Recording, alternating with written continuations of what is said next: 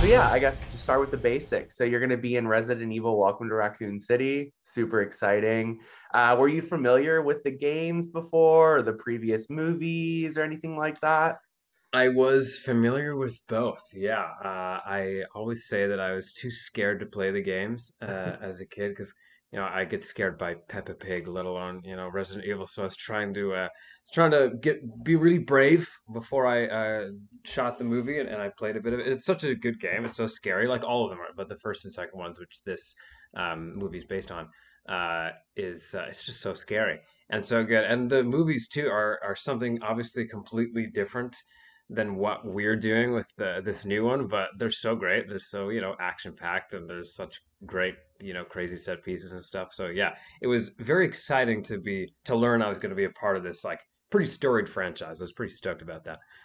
Yeah, definitely. I mean, I was about to I was going to ask like what made you want to sign on to the project, but obviously you kind of hit on that a little bit. But did you want to talk about I mean like your character a little bit of Ben Bertolucci, Yeah. he's like a major character in the game series and even though the actual movie takes place in 1998, as far as his conspiracy theories and things like that go, there's definitely some like modern context there. So what was it like to Yeah. bring it into life?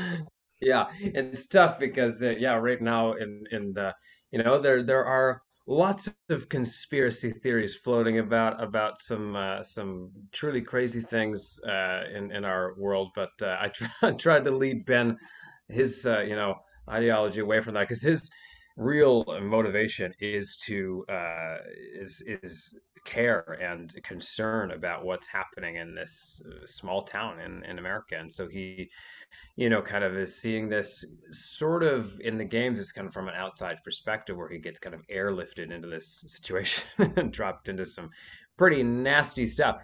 But in the movie, we wanted him to really care about the people of this town and to be actually concerned about their plight and what's really going on and how this giant, corporation was kind of playing God in the worst way with these real people in this community. And so he, I hope, is a pretty sympathetic character because he's sympathetic in the games too. Like you're like, oh, this guy like clearly wants to help. He's just being met with bad stuff at every turn, and certainly that kind of carried over from the games for sure in our movie. Yeah, definitely. And speaking of the games, I think while like obviously the previous Resident Evil movies were like such big hits, I think one of the things that fans of the franchise were really waiting for was like this game accurate adaptation. Yes. And so that's been like talked about a lot as far as Welcome to Raccoon City goes. Was kind of bringing to life that not only like visually, but even that vibe, that horror vibe, that kind of Yeah. the original franchise turned into like action. So like what did that feel like on set finally? You're doing what the fans wanted, what the original game was like. Yeah, I think you're right. It is definitely a vibe.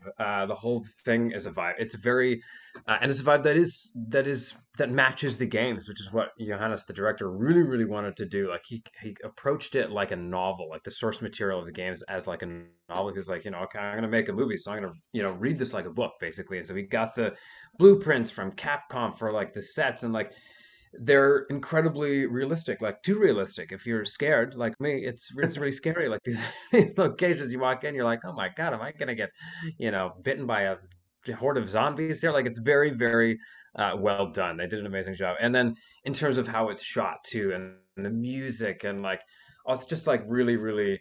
There's going to be a lot of people nodding, I think, in the theater. People who play this game, be like, okay, right, like they're getting this stuff right. And it's cool to see because yeah, the original movies kind of went in a different direction, and they truly feel like a love letter to the games. If you're someone who played those games, and if you're someone like me who's terrified of horror movies, I've been lucky to be in a few. And I read the scripts. Of course, you're making the movie, and then at the end, you're still terrified. It's still so scary. So it's really something else, that's for sure.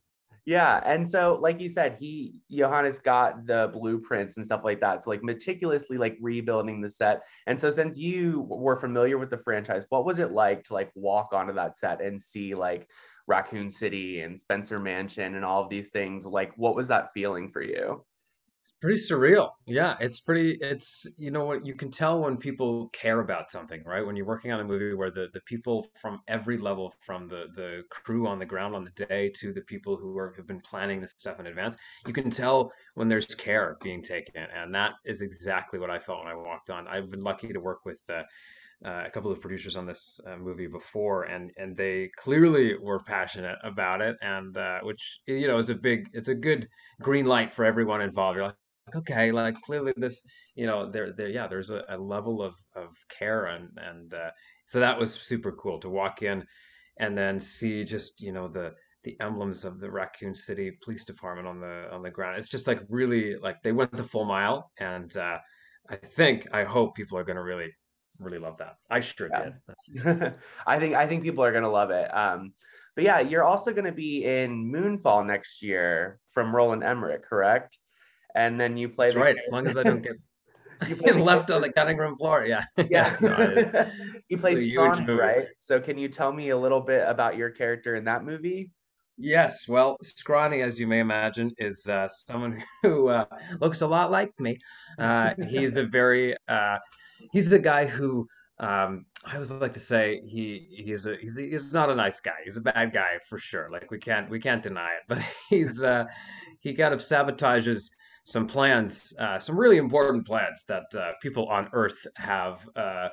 My Somebody I really admire, Michael Pena, who plays Tom in this movie. So he and his family have this, you know, really life or death mission that they have to do on Earth while some crazy things are happening in space. And Scrawny is a guy who just finds a way to try to ruin those plans as much as possible, as best as he can. And he's with a crew of we're all gingers. Kyle and Katie and I were like ginger bad guys, and you know they're really tough, both of them. And I just decided, you know, I think Scrawny's happy to be there. He's happy to be part of the team. He's happy to be part of the group of horrible people that he's in, and he's making the most of it. So it's a really, it's going to be a spectacular movie. It's going to be an IMAX, and I'm like freaking out because I'm a movie buff, obviously. So have to see my scrawny little face in IMAX is going to be something that the world's not going to want, but I do. So I'm very excited about that. Yeah, and okay, so Scrawny's a little bit more of a bad guy, and then you've got Ben, who is more of a good guy. Definitely, he's Yeah. virtuous, and so how was that kind of transitioning to that role? Because from my understanding, Moonfall and Raccoon City shot pretty close together, right? Quite close together. Yeah, Yeah. yeah. It actually was, that was a crazy period of time. I shot at the same time I was shooting Raccoon City. I was shooting another movie in another city, so I was going back and forth. And then yeah, Moonfall happened right after that. And my career, I've been very lucky. I get to work a lot and I get to do a lot of fun things, but I usually play horrible people. And so the going to play Ben was actually, yeah, a bit of a treat because there is a real heart there. You know, we wanted him to have a sense of humor too, which I think is important. But yeah, there's a real heart there. So going from playing him to playing this, miscreant in Scrawny, and then right after I played in a movie called Cascade, I played an even more horrible person. So it just like, it just, you know, staircase to, I guess, down to hell, I guess, versus heaven for these characters. But yeah, it's always a treat. I love getting to play around with different vibes for sure. Yeah, and like I mean, even the movies themselves, you're going from this like super gritty, super dark horror movie. I'm sure there was a lot of like practical effects with the zombies and stuff like that to like this like CGI spectacle. Like, and Yeah. so what was it like going from like this, I feel like probably a smaller production to this like giant Roland Emmerich disaster movie production? It's cool. Yeah, we're in Canada. We get to kind of do everything. We do movies that were made, you know, for three hot dogs and a sandwich, and then we get to do movies that were made with $150 million, like Roland's movie. So it's yeah, it was definitely, you're bang on. The A lot of, we really wanted to make a lot of things look as real as possible on Raccoon City. So it's a very practical movie in terms of the effects and the makeup and the special effects. It's all really cool. You could see it happening on the day. You're like, oh, this is terrifying right now. And then you go into, you know, Roland's world, and it's just everything is so meticulously planned. Like he showed us all of the him and Harold showed us all the previs for all the visual effects, and so we kind of know what's happening. But we got to be like, okay, we got to be terrified later, or you know, and, and act now, and like see the results later. So it's definitely a cool. transition. But yeah, it's good. It keeps us on our toes. I think kept me on my toes. I know. Yeah, and like you kind of touched on it, but like both situations are like terrifying in their own unique way. You've got like this like super specific in your face zombie, and then you've got It's gonna eat you. obviously the Yeah. green screen moon falling literally onto the earth and stuff like It's the that. title of the movie. But like Yeah. yeah, but did you find overlap in like just finding this terror within you when you're trying to act on both films, or like was it just like I feel you had to like go to different places? it's a great question. Yeah, I always say to people that like there's a innate terror that lives within me any day of the week, whether I'm just walking to get my groceries or whatever. No, I feel like I'm just so scared of horror movies. But this, yeah, I think it's an asset for sure. I talk a lot about fear and how unfortunately fear as an actor holds you back a lot of the time. It holds you back from making the choices you want to make, whether you're auditioning or you're on a giant set like that. But especially for Moonfall, I had to kind of say, okay, you know what, this, I could very easily get swallowed alive by the scale and the scope of this movie, and so I've got to, really actively try to not have that happen and really make sure that I'm, you know, playing around as much as I can and being like in it and taking chances and taking risks. And I hope it paid off. We'll see in February if they're like, oh, wait a second, I'm not in the movie anymore. But there's a real, there was a real joy about that, and it really has helped me. Like I'm releasing an album, my first like album of music that I've, pop music that I've been sitting on for a long, long time.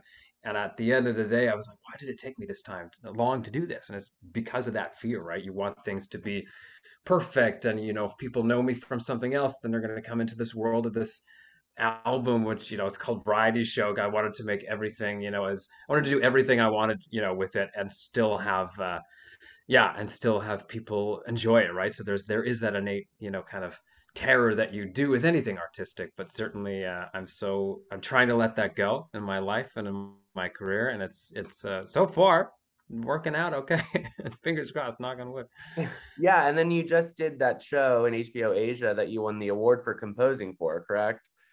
I did. Well, I don't know if I wanted an award. That would be nice. I've been very lucky to win some awards for composing. Yeah, but yeah, I did this. I wrote the score to this show called Dream Raider on HBO Asia, and that was, again, there was not too much time to be scared because of the turnaround time of these episodes. They're like, okay, we need the first four episodes and all the main themes done in 3 weeks before Christmas. And, it's a big sci-fi, flagship hour-long drama. And you're like, okay, no time to question, no time to do anything but follow your instinct. And those lessons, I think, really helped me with Variety Show, getting that out there and just being like, okay, this is something that I can do now. Like the fear is kind of gone a little bit.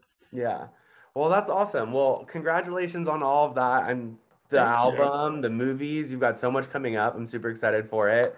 That's all Thank the you. questions I've got for you today, but thank you so much for your time. I really appreciate it. Thank you for having me. I gotta say I love Screen Rant. Like Oh, it's awesome. it's like very, very cool for me to be here. So I'm so grateful. Thank you Yes. so much.